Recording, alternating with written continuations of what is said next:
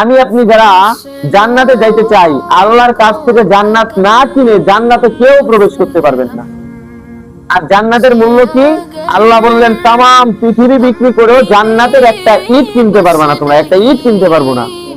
জান্নাতের যদি একটা ইট কিনা সারা পৃথিবী বিক্রি করে না হয়, তাহলে এই কঠিন জান্নাতে আমরা কিভাবে সহজে যাব? আমাকে আল্লাহ বললাম সারা পৃথিবীর সম্পদের রাজা বানাইছেন, মালিক বানাইছেন, তো সারা পৃথিবীর সম্পদ বিক্রি করে তো জান্নাতের একটা ইটই কিনা যাচ্ছে না, আমি জান্নাতে যাব কিভাবে? আল্লাহ তাআলা সহজ করে আমাদের জন্য সূরা তাওবার মধ্যে 111 নম্বর আয়াতের মধ্যে বলেন, ইন্নাল্লাহা আশতারা মিনাল মুমিনিনা আনফুসাহুম ওয়া আমওয়ালাহুম বিআন্না লাহুমুল জান্নাহ। আল্লাহ তাআলা মুমিন বান্দার জান এবং মালকে জান্নাতের বিনিময়ে বিক্রি করেছেন। সুবহানাল্লাহ বলেন। মুমিন বান্দা তার জান এবং মাল দিয়ে আল্লাহর কাছ থেকে জান কিনে নিবে। আমি আপনি আমরা সবাই আল্লাহর কাছ থেকে যদি জান্নাত পেতে চাই, আল্লাহর কাছ থেকে যদি জান্নাত কিনতে চাই, তাহলে আমাদের দুইটা জিনিস বিক্রি করতে হবে। কয়টা জিনিস বলেন তো? দুইটা জিনিস। এক নাম্বার কি? জান। আমার জীবন, আমার হায়াত, আমার সকাল থেকে, আমার ঘুম থেকে ফজর থেকে এশার পর ঘুমানো পর্যন্ত টোটাল জিন্দেগি, টোটাল লাইফ আল্লাহর হুকুম মোতাবেক হতে হবে। দুই, আমার যে ধন সম্পদ আল্লাহ দিচ্ছেন, ধন সম্পদের মধ্যে কিন্তু ছেলে সন্তানও কিন্তু ধন সম্পদের অন্তর্গত। খালি বুঝবেন না যে টাকা পয়সা এগুলো আল্লাহ ধন সম্পদ দিছে, ছেলে মেয়ে স্ত্রী সন্তান এগুলো ধন সম্পদ না, এগুলো রিজিক, এগুলো ধন সম্পদ। তো আমাকে আল্লাহ যে ধন সম্পদ দিয়েছেন, এই ধন সম্পদ আল্লাহর রাস্তায় ব্যয় করা। দুইটা জিনিস যদি কোনো ব্যক্তি আল্লাহর রাস্তায় ব্যয় করতে পারে, তো ওই ব্যক্তিকে আল্লাহ জান্নাত বিক্রি করার, জান্নাত তার কাছে বিক্রি করবেন বলে আল্লাহ ওয়াদা দিয়েছেন। কোথায়? ওয়াদানা আলাইহি হাক্কান ফিত তাওরাতি ওয়াল ইনজিল ওয়াল কুরআন। আল্লাহ তাওরাতে ওয়াদা দিয়েছেন, ইনজিলে ওয়াদা দিয়েছেন, সর্বশেষে কোরআন মাজিদে এই ওয়াদা আল্লাহ বাস্তবায়ন দিয়েছেন। ইনশাআল্লাহ কিয়ামতের দিন বাস্তবায়িত হবে। কোরআনে আল্লাহ তাআলা আমাদেরকে, মুমিনদেরকে বলতেছেন যে তোমরা কি জান্নাতে যাইতে চাও? আমি আপনি সবাই জান্নাতে যাইতে চাই। কি বলেন? বলেন মুমিনের জীবনের উদ্দেশ্য কি? মুমিন দুনিয়ায় যে নামাজ পড়তেছে কিসের জন্য পড়তেছে? জান্নাত পাবে পরকালে, তাই না? রোজা রাখতেছেন, আল্লাহকে দেখছেন কেউ? গভীর রাত্রে তাহাজ্জুদ পড়েন, কেউ দেখছেন আল্লাহকে? তো আল্লাহ জান্নাত দিতে চাইছেন, এই কথার উপর বিশ্বাস আছে না? কথা বলেন, এই কথার উপর বিশ্বাস আছে না? তো এই কথার উপর বিশ্বাস রেখে, কথার উপর ঈমান এনে, একই মেনে যে আমি যদি দুনিয়ায় আল্লাহর ইবাদত করি, তো মৃত্যুর পর আল্লাহ আমাকে জান্নাত দিবেন, এই কথা আমরা সবাই জানি না? তো নামাজে আসছি কেন? আল্লাহ খুশি হয়ে পরকালে জান্নাত দান করবেন। রমজান মাসে আল্লাহকে দেখি না, তারপরেও রোজা রাখি। আমরা আল্লাহকে না দেখে রোজা রাখি, আমরা আল্লাহর ভয়ে গোপনেও কোনো খানা খাই না। এমনও সময় আছে যে ঘরের মধ্যে স্ত্রী থাকে না, কেউ থাকে না ঘরের মধ্যে, আমি যদি চাই তো খুব ক্ষুধা লাগছে, আমি একা গোপনে গিয়ে মাছের তলে গিয়ে খানা খাইতে পারি। কি বলেন? একমাত্র আল্লাহ ছাড়া পৃথিবীর আর কেউ দেখবে না। এমন সিচুয়েশনে আমরা রমজানের রোজা রেখে আমরা কষ্টকে উপলব্ধি করে তারপরে আমরা খানা খাই না কেন? আমরা মনে করি যে আল্লাহ শুধু আরশে আজিমে বসে আছেন তাই নয়, আল্লাহ আমাদেরকে দেখতেছেন। আমি রোজা রাখি দুনিয়ার কোনো মানুষকে দেখানোর জন্য না, আমার রোজা হলো আল্লাহর জন্য। কাজেই যে কথা বলতেছিলাম যে আল্লাহ তাআলা মুমিন বান্দার জান এবং মালকে কিনে নিয়েছেন, মানে আপনি যদি মুমিন হয়ে থাকেন তো আল্লাহ আপনাকে বলতেছেন, শোনো তুমি তো মুমিন, মুমিন মানে কি? বিশ্বাসী, আমাকে বিশ্বাস করো। আমাকে বিশ্বাস করো মানে কি? জান্নাত বিশ্বাস করো, জাহান্নাম বিশ্বাস করো। তো তুমি যদি ভালো কাজ করো জান্নাতে যাবা, খারাপ কাজ করো তো জাহান্নামে যাবা। বিশ্বাস করো তো বান্দা? হ্যাঁ আল্লাহ বিশ্বাস করি। তো জান্নাতে যাওয়া প্রসেস কি?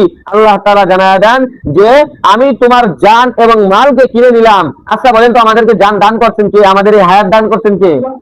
আল্লাহ দান করছেন। আচ্ছা আমাদের ধন সম্পদ দান করছেন কে? আমরা কিন্তু সবাই মনে করি এই ধন সম্পদ আমি ইনকাম করছি, আমি এত টাকা ইনকাম করি, আমি প্রতি মাসে এরকম এমন অ্যামাউন্ট পাই, এই অ্যামাউন্ট আমার নিজের ক্রেডিট। আমরা মনে করি আমি অনেক বেশি পরিশ্রম করি, তাই আমি ধন সম্পদ বেশি উপার্জন করতে পারি। কিন্তু ভাই একটু লক্ষ্য করেন, আপনার চাইতেও অনেক গুণ বেশি পরিশ্রম করে সে, আপনার সমতুল্যতা থাক দূরের কথা, আপনার সমতুল্যতা থাক দূরের কথা, আপনি প্রতি সপ্তাহে যেই কয় টাকা ইনকাম করেন, ওই ব্যক্তি 2 মাসে ওই কয় টাকা ইনকাম করতে পারে না। এমন লোক নাই? একজন ব্যক্তি ভ্যান চালায়, প্রতিদিন 500 টাকা ইনকাম করতে তার মাথার ঘাম পায়ে ফেলতে হয়, তাই না? আরেকজন ব্যক্তি সরকারি চাকরি করে, এসির মধ্যে বসে থাকে, প্রতি মাসে তার 1 লক্ষ 1.5 লক্ষ টাকা ইনকাম। ভুল বললাম না সঠিক বললাম? প্রতিদিন তার 3-4 হাজার টাকা ইনকাম, 5,000 টাকা ইনকাম প্রতিদিন। অথচ একজন ভ্যান চালক, সে সকাল থেকে সন্ধ্যা পর্যন্ত, রাত 10টা পর্যন্ত 500 টাকা ইনকাম করতে গিয়ে অনেক কষ্ট, মাথার ঘাম পায়ে ফেলতে হবে। তো পরিশ্রমে যদি সফলতার চাবিকাঠি হয়, তো আমি আপনাকে প্রশ্ন করি, আপনি উত্তর দেন। একজন ব্যক্তি এসির মধ্যে বসে 6 ঘন্টা 8 ঘন্টা ডিউটি করে প্রতি মাসে 1 লক্ষ টাকা ইনকাম করে, আর একজন ব্যক্তি সকাল থেকে সন্ধ্যা, ফজরের পর বাইরে হয়, রাত 10টার সময় ঘরে ফিরে 500 টাকা নিয়ে ঘরে ফিরে। তাহলে বেশি পরিশ্রম করলো কি ভ্যান চালক? তাহলে ভ্যান চালকের ইনকাম বেশি হয় না কেন, টাকা বেশি হয় না কেন? আসলে আল্লাহ ভ্যান চালককে দিয়েছেন ঠিকই, তবে বেশি দেন নাই। পরিশ্রম করার কারণেই আপনার সফলতা আসবে, বিষয়টা এমন নয়। অনেকে অল্প পরিশ্রমে অনেক পান, আবার অনেকে অনেক পরিশ্রমে অল্প পায় না। তার মানে আল্লাহ ধন সম্পদ নিজে দান করেন। আবার অনেকেই আছে মাসে 2 লাখ টাকা ইনকাম করে, কিন্তু পরিবারে শান্তি নাই। 500 টাকা প্রতিদিন ইনকাম করে, 200-300 টাকা ইনকাম করে, রোগ বালা মুসিবত কিচ্ছু নাই, শান্তি সুখে সংসার করতেছে, আছে না? এটা আল্লাহ তাআলার দান, সব আল্লাহর দান। যে কথা বলতেছিলাম, যে আপনি নিজে কিন্তু নিজের ধন সম্পদ ইনকাম করতে পারেন নাই, আল্লাহ আপনাকে তৌফিক দিয়েছেন। আল্লাহর তৌফিকে আপনি ধন সম্পদ পেয়েছেন।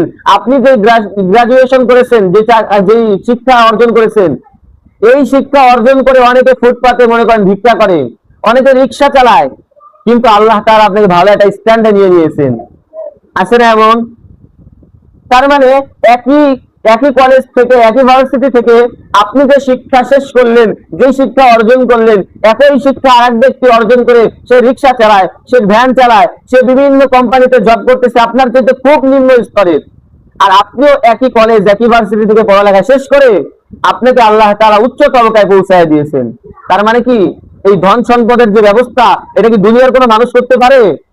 এটা দুনিয়ার কোনো মানুষ করতে পারে না, এটা করে সম্পূর্ণ আল্লাহ তাআলা।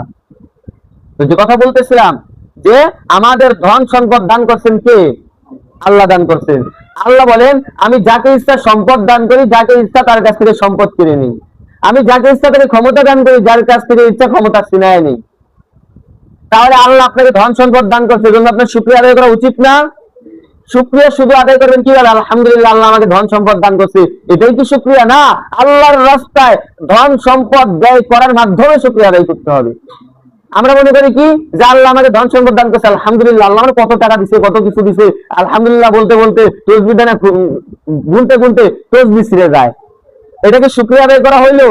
আল্লাহ আমাকে ধন সম্পদ দান করছেন আল্লাহর রাস্তায় ব্যয় করার জন্য। বলে আমি কি আমার সকল ধন সম্পদ আল্লাহর রাস্তায় ব্যয় করবো? না, আপনি আপনার স্ত্রীর মধ্যে যে 1 লোকমা খানা উঠাই দিবেন, এটাও হলো আল্লাহর রাস্তায় ব্যয় করা সমতুল্য। আপনি আপনার পিতা মাতাকে যে ভরণ পোষণটা দিবেন, এটাও আল্লাহ তাআলা আল্লাহর রাস্তায় ভরণ পোষণের ন্যায় উঠে নিবেন। আপনি আপনার নিজের খানা খাবেন, যে আমি এই খানাটা খাবো কি কারণে, আমি এই খানা খাইলে আমার শরীরে জোর আসবে, শক্তি আসবে, যার দ্বারা আমি আল্লাহর ইবাদত বেশি থেকে বেশি আদায় করতে পারবো, এটাও আল্লাহ ইবাদতের খাতায় নিয়ে নিবেন। বলে আমি ধন সম্পদ উপার্জন করবো কি কারণে? ইসলামের সকল বিধিবিধান মানার কারণে, ইসলামের বিধান লঙ্ঘন যেন না হয়, এই কারণে আমি ধন সম্পদ উপার্জন করব। এক ভাই, আমি যদি তাকে এখন 10,000 টাকা দেই, সে সুদের উপর যাবে না, সুদের উপর নির্ভর করবে না। এই 10,000 টাকা আমার কাছে আছে, আমি চাইলে তাকে ধার দিতে পারি। হ্যাঁ, আল্লাহ আমাকে ধন সম্পদ দান করছেন, এই ধন সম্পদের শুকরিয়া কি হবে? এক ভাইকে সুদ থেকে ফিরাবো। ভাই, এই 10,000 টাকা আপনি নেন, আমাকে 3-4 মাসের মধ্যে, এই 3 মাস বা 4 মাসের মধ্যে কিন্তু দিতেই হবে, কড়াকড়ি জোর নির্দেশ দিতেই হবে। আপনি একটা সময় বেঁধে দিলেন, আপনার আল্লাহ ধন দিচ্ছেন, এই ধন আপনি আল্লাহর রাস্তায় আল্লাহর বান্দাদের প্রতি উৎসর্গ করলেন, ঋণ দিলেন, দান করলেন না, ঋণ দিলেন, এটা আল্লাহ তাআলা দান করার থেকে দ্বিগুণ সব দান করবেন। তাহলে এগুলো কি আল্লাহর রাস্তায় দেয় না? কি বলেন? দেখেন, নবীজি সাল্লাল্লাহু আলাইহি ওয়াসাল্লাম বলেন, মুসলিম শরীফের হাদিস, যদি কোনো মুসলিমকে 2 বার ঋণ দেয়, প্রথমবার দিছে আর একবার দিছে, কয়বার? 2 বার, তাহলে সে যেন একবার ওই বান্দাকে তার ধন দান করে দিল। দান কিন্তু সে করে নাই, ঋণ দিছে 2 বার। কয়বার বলেন? 2 বার। প্রথমবার যে কয় টাকা ঋণ দিছে, দ্বিতীয়বারও দিছে। তো রাসূল বলেন, সে যেন প্রথমবার ওই ব্যক্তিকে সমপরিমাণ টাকা দান করে দিল। যদি 2 বার ঋণ দেন, তাহলে ঋণ আমরা দিতে রাজি আছি না? আল্লাহ আমাকে ধন সম্পদ দান করছেন, এ কি দুনিয়ার জীবনে গচ্ছিত রেখে যাবো? না, আল্লাহর রাস্তায় ব্যয় করে যাব। আল্লাহ আমাকে হায়াত দান করছেন, এই হায়াত আমরা রাজনৈতিক দলের নেতা নেত্রীদের পিছনে কাটাই দিব, কি বলেন? নাকি আল্লাহর পিছনে কাটাই দিব? আল্লাহ আমাদের ধন সম্পদ দিয়েছেন, আল্লাহর রাস্তায় কাটাই দিব। আল্লাহ আমাদের জীবন কাটাই দিচ্ছেন, এই জীবনটা আমরা আল্লাহর রাস্তায় কাটাই দিব। বাবা 2টার সময় 3টার সময় পাট ক্ষেত থেকে বাসায় আসে, সন্তানের এটার দিকে ভ্রুক্ষেপ নাই, সন্তান স্কুলে যায়, কলেজে যায়, ভার্সিটিতে যায়, প্রতিদিন যাওয়ার আগে 100 টাকা নিয়ে যায়, আসার পরে বলে কি যে যা দিছো আজকে তা হয় নাই, আগামীকাল বেশি দিবা। অথচ পিতা যে এত হাড় ভাঙা পরিশ্রম করতেছে, সন্তান এটার দিকে তাকাইতেছে না। পিতার মৃত্যুর পর সন্তান এই পিতার কবরের পাশে যায় 2 মিনিটের জন্য, আমি বললাম 2 মিনিটের জন্য, প্রথম দিন ব্যতীত আর কোনোদিন যাবে না। আপনি লিখে রাখেন, হয়তোবা হাজারে 2-1 পাওয়া যেতে পারে যাদেরকে আল্লাহ হেদায়েত দিয়েছেন, নূর দান করেছেন, যে নূরের কারণে ওই বান্দা পিতামাতার কবর জিয়ারত করার জন্য যায়। তাছাড়া দেখেন বর্তমান সমাজে দেখেন কয়েকজন সন্তান তার পিতার কবর জিয়ারত করতে যান। তো জোহরের আজান দিয়ে দিয়েছে, পিতা চিন্তা করে আর কিছুক্ষণ সময় কাজকর্ম করি, সন্তান স্কুলে পড়ে, 3টা ছেলে 1টা মেয়ে আছে, এদেরকে স্কুলের ভরণ পোষণ দিতে হবে, স্ত্রীর ভরণ পোষণ দিতে হবে। কিন্তু দেখেন যাদের জন্য আপনি জোহরের নামাজটা মাঠের মধ্যে কাজা করলেন, এইরা কি আপনাকে কবরের 3 প্রশ্নের উত্তর দেওয়ার সময় কোনো উপকার করতে পারবে? যাদের জন্য আপনি ফজরের নামাজে আসতে পারলেন না, বলেন আমাকে, তারা কবরের 3 প্রশ্নের কতটুকু উত্তর দিতে পারবে আপনাকে? কবরে আপনাকে 3টা প্রশ্ন করতে হবে, কবে মান রব্বুকা মান দীনুকা ওয়া মান নাবিয়্যুকা। এই 3 প্রশ্নের কোন একটা প্রশ্নের উত্তর কি আপনার ছেলে মেয়ে, স্ত্রী সন্তান, যাদের জন্য আপনি, যাদের প্রেমে পড়ে, ভালোবাসায়, মহব্বতে, যাদের মায়ায় আপনি নামাজে আসতে পারেন নাই, বলেন তারা কি আপনার এই 3 প্রশ্নের একটা প্রশ্নের উত্তর দিয়ে দিবে কবরে? একটা প্রশ্নের উত্তরও তারা দিবে না। একটা প্রশ্নের উত্তর দেওয়ার জন্য কি সহযোগিতা করবে আপনাকে? কিচ্ছু করবে না। আর যদি উপরে বলে, সন্তান যদি বলে আল্লাহ আমার বাপকে তো একটু পর প্রশ্ন করো মান রব্বুকা মান দীনুকা ওয়া মান নাবিয়্যুকা, তো আমি উত্তর দিয়ে দেই রব্বি আল্লাহ দীনি আল ইসলাম হাদা নবী মুহাম্মদুর রাসূলুল্লাহ, এই উত্তর আল্লাহ গ্রহণ করবেন? আপনার প্রশ্নের উত্তর আপনাকেই দিতে হবে। মান রব্বুকা, উত্তর মুখস্থ রব্বি আল্লাহ, আমার রব আল্লাহ। কবরে ফেরেশতারা প্রশ্ন করবে মান রব্বুকা, আমি বলবো আমার রব আল্লাহ। অথচ আল্লাহর হুকুম আপনি জীবনে একটাও মানেন নাই, আল্লাহর কোন হুকুম আপনি মানেন নাই, তা আপনি কি মনে করেন আপনার এই প্রশ্নের উত্তর রব্বি আল্লাহ আপনার মুখ থেকে বাইর হবে? অসম্ভব। কবরে 3টা প্রশ্ন করা হবে, এই 3 প্রশ্নের উত্তর আমাদের সবার জানা, সবার মুখস্থ, কিন্তু এই 3 প্রশ্নের উত্তর মুখস্থ করে কোনো লাভ নাই, কোনো লাভ নাই।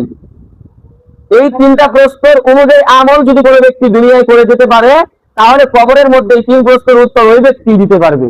আর যদি এই 3 প্রশ্নের উত্তর অনুযায়ী আমল করতে না পারে, কবরের মধ্যে সে কোনো উত্তর দিতে পারবে না। মান রব্বুকা, তোমার রবকে আমার রব আল্লাহ, রব মানে কি আমার পালনকর্তা, সৃষ্টিকর্তা, বিধানদাতা, আইনদাতা। আমি যদি আমার রব আল্লাহকে এইভাবে না মানতে পারি, আমি যদি আমার সামান্য 2 টাকার নেতার জন্য আমার দিনকে, ধর্মকে, ঈমানকে বিক্রি করে দেই, তাহলে রব্বি আল্লাহ আমার জবান থেকে বাইর হবে না। আমি যদি ছেলে মেয়ে স্ত্রীদের ভালোবাসায়, পরিবারের ভালোবাসায়, পরিবারের মায়, বন্ধু বান্ধবদের আড্ডায় করে, পাল্লায় করে, আজান দিচ্ছে আমি দোকানে বসা, আজান দিচ্ছে আমি দুনিয়াবি খায়সে আমি ব্যস্ত, দুনিয়াবি কাজকর্মে আমি ব্যস্ত, আজান দিচ্ছে এদিকে। আপনি যদি আল্লাহর শব্দ শুনে, প্রতিধ্বনি শুনে আপনি যদি মসজিদে আসতে না পারেন, তাহলে আপনার জবান থেকে রব্বি আল্লাহ বাইর হবে না। বললেন আমার দিন, তোমার দিন কি? আপনি বলবেন দিনই ইসলাম না, ইসলাম অনুযায়ী তো আপনি চলেন নাই। ইসলাম ধর্মে যা বলছে আপনি যদি সেটা মানতে না পারেন, তাহলে আপনার জন্য এই 3 প্রশ্নের উত্তর হবে না। 3 নম্বরে প্রশ্ন করা হবে ওমান নাবিয়্যুকা, তোমার নবীকে? আপনি বলবেন হাদা নবী মুহাম্মদুর রাসূলুল্লাহ, না, রাসূলের সিরাত, রাসূলের সূরাত অনুযায়ী যদি আপনি চলতে না পারেন, রাসূলকে যদি আপনি অনুসরণ করতে না পারেন, তাহলে আমার নবী মুহাম্মদ সাল্লাল্লাহু আলাইহি ওয়াসাল্লাম এই কথা আপনি বলতে পারবেন না। কাজে কবরে 3টা প্রশ্ন করা হবে, 3 প্রশ্নের উত্তর আমরা সবাই জানি, মুখস্থ হয়ে গেছে সবার, কিন্তু আমরা উত্তর দিতে পারবো না। কি কারণে? কারণটা হলো যে আমরা আল্লাহকে আল্লাহ মানি নেই, আমরা রাসূলকে রাসূল মানি নেই, আমাদের ধর্মকে ইসলাম মানি নেই। আমরা 12 ভেজাইল্লা ধর্মের মধ্যে মিশে গিয়ে আমরা ধর্ম পালন করি। আমরা মনে করি এটাও আমাদের ধর্মের অন্তর্গত। না, এটা আমাদের ধর্মের অন্তর্গত না। আপনি যেটাকে ধর্ম জানেন সেটাকে বলা হয় শিরক, সেটাকে বলা হয় কুসংস্কার। এরকম আমাদের ধর্মের মধ্যে অনেক বহু কাজ আছে। তো যে কথা প্রথমে বলছিলাম যে আল্লাহ মুমিন বান্দার জান এবং মালকে কিনে নিছেন জান্নাতের বিনিময়। যদি কেউ জান্নাতে যাইতে চায়, তো আল্লাহ তাআলা বলেন 2টা জিনিস লাগবে বান্দা। 1 নাম্বার, তোমার জীবনটা আমি আল্লাহর রাস্তায় ব্যয় করবা। 2 নাম্বার, তোমাকে আমি আল্লাহ যে ধন সম্পদ দিছি, এটা আমি আল্লাহর রাস্তায় দান করবা। কতটুকু দান করবা?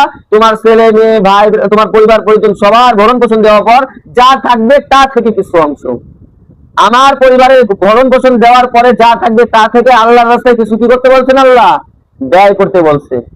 তো যাই হোক, আমার সংক্ষিপ্ত আলোচনা এতটুকুনি। যদি আমরা জান্নাতে যাইতে চাই, আল্লাহ আমাদের কাছে জান্নাত বিক্রি করছেন। দুইটা জিনিসের বিনিময়, জান দিব, মাল দিব আল্লাহর রাস্তায়। সবাই তৈরি আছি তো ইনশাআল্লাহ? আমরা আমাদের পুরো জীবনটা আল্লাহর রাস্তায় ব্যয় করতে পারি, এই তৌফিক আল্লাহ আমাদেরকে দান করুন। আমিন। নাসরুম মিনাল্লাহি ওয়া ফাতহুন করিব ওয়া বাশশিরিল মুমিনিন।